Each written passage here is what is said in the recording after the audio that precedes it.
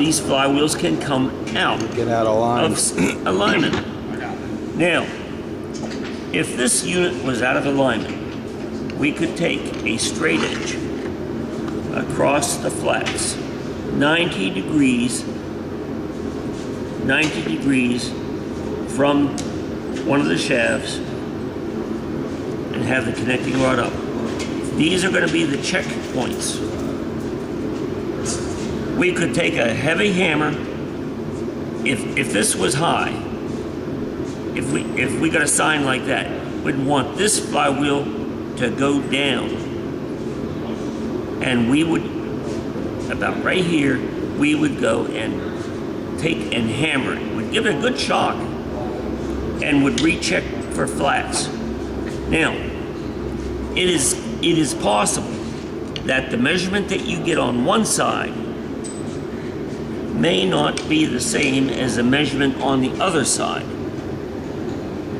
So you want to get equal sightings against over your flats. Okay, I'm gonna stop now. All right, okay, right here, see the hole that's in the shaft? We'll talk about that hole that rotates. Okay. Okay. Okay. I zoomed in tight on it. Okay. So the oil is coming out of the pump under pressure through a brass fitting, through an oil line. The oil line comes out, it's all exterior, and it comes up and it goes through some kind of an oil filter.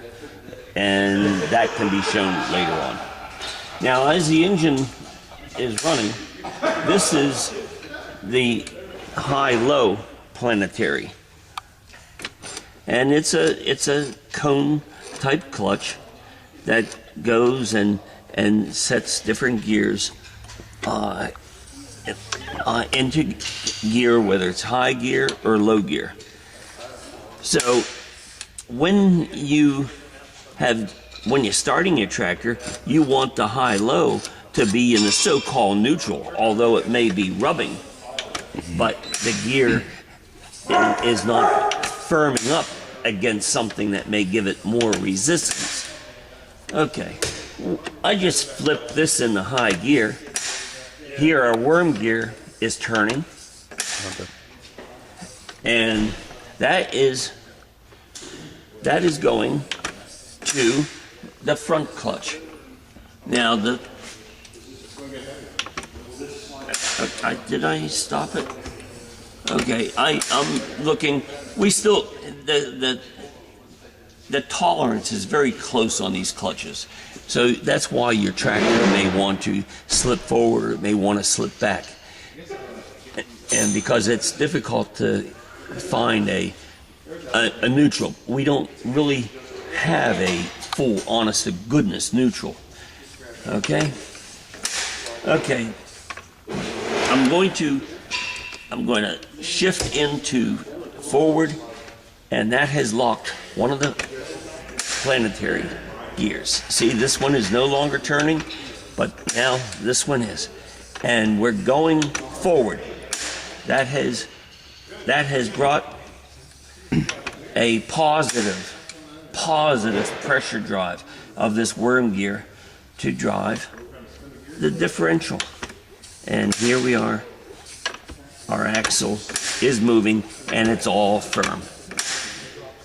Notice that even the differential's a cutaway. Or is it? No, it's not. Nope. You see the extra bolt holes. Oh, yes, it is. Yes, it is.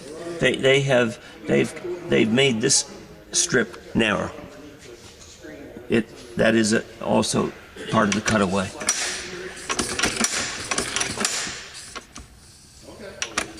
They've got the green paint where they've cut the remaining cup away.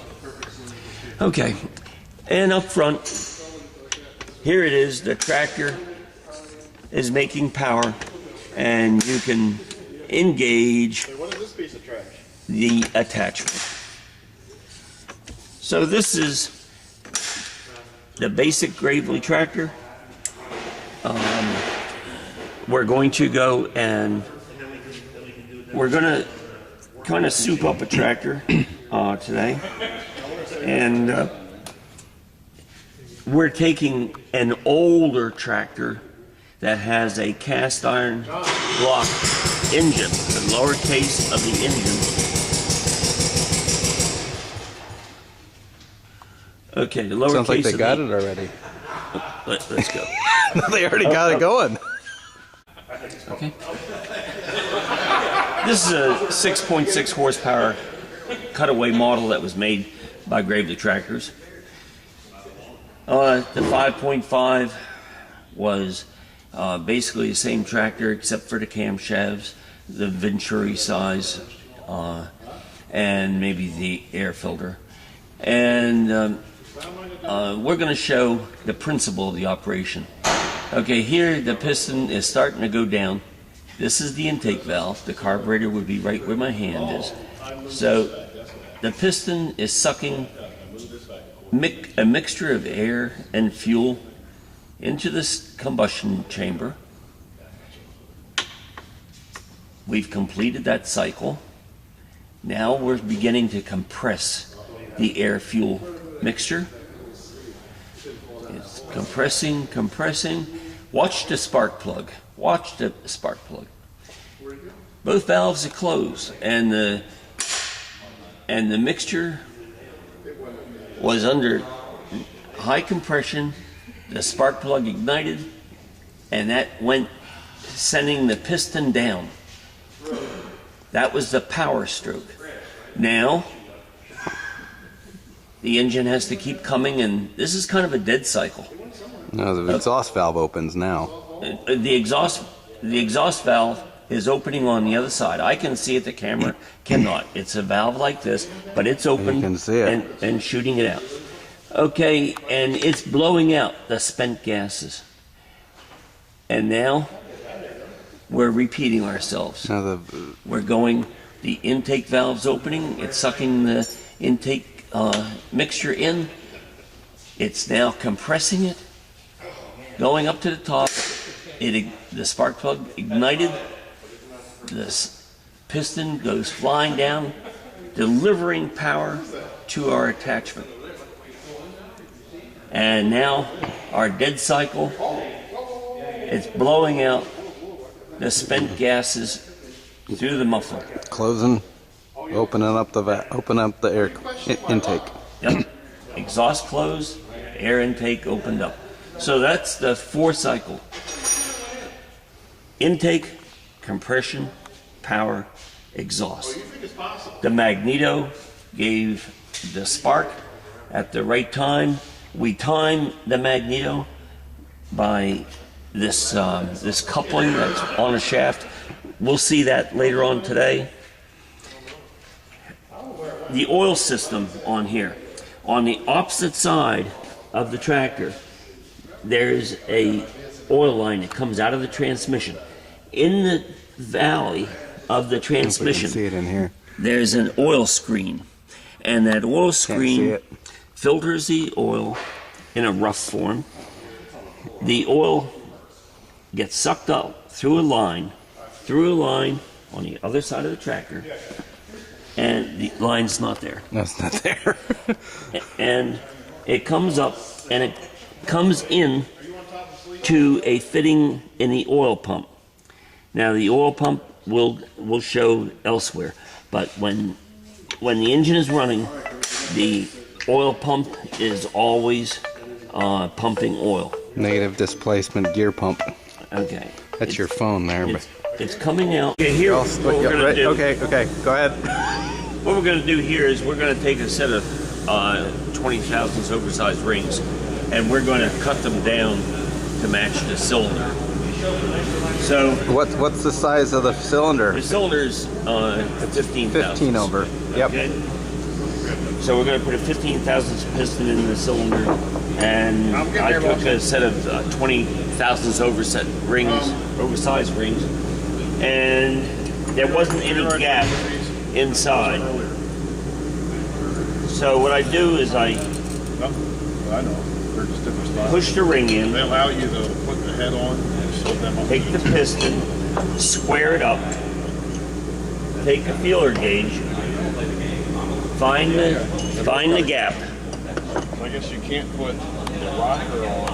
and my feeler gauge slides through the gap. I think we're gonna make some. The ring was true by pushing the piston against the ring. All the rings have now been sized. Push it in like this, gently turn it, take the head of the piston, push in, That's what. and go against the flat. That's what I'm kind of worried about. The feeler gauge 15 thousandths between the ring gap. I'll tell John he can just put that down on. And how did you resize the rings? Good question. If you look at the ring, we see a brown or black end, and on this side, I was filing it. I was filing it with a flat file. And if we go over here, take a fine flat file and pick one side. Here I am over a nice flat surface, and I took a fine file and made smooth strokes. Then I went and I pushed the ring together, and I'm looking at the air gap. Now, I'm looking against red. I like to look against white, but my rings I'm looking against the flannel flush. shirt. Okay, the ring gap is flush. So now I'm going to go over to the cylinder. I'm going to reinstall the ring. I'm going to take the feeler gauge and find out that we have to go further. If we have to go further, we're going to take it off the high side where we can see air through the ring Make it gap. square. What kind of a gap are you looking for on your? On a 556676, I like to go 15 Yeah, I think thousandths. you and I are gonna. This is the case. Okay. That's what I go for. Okay, now Is that the same for every ring, or are they all? all the rings. Okay. When I do it, all the rings get that. I've been successful for years, so that's what I suggest. Okay. Okay. So what we've done, we've already sized the rings, but that's how we do Okay. it. Okay, so now that I'm out of the way, perhaps Brian Jennings might like to go and take the cylinder and start working on prepping it. Okay.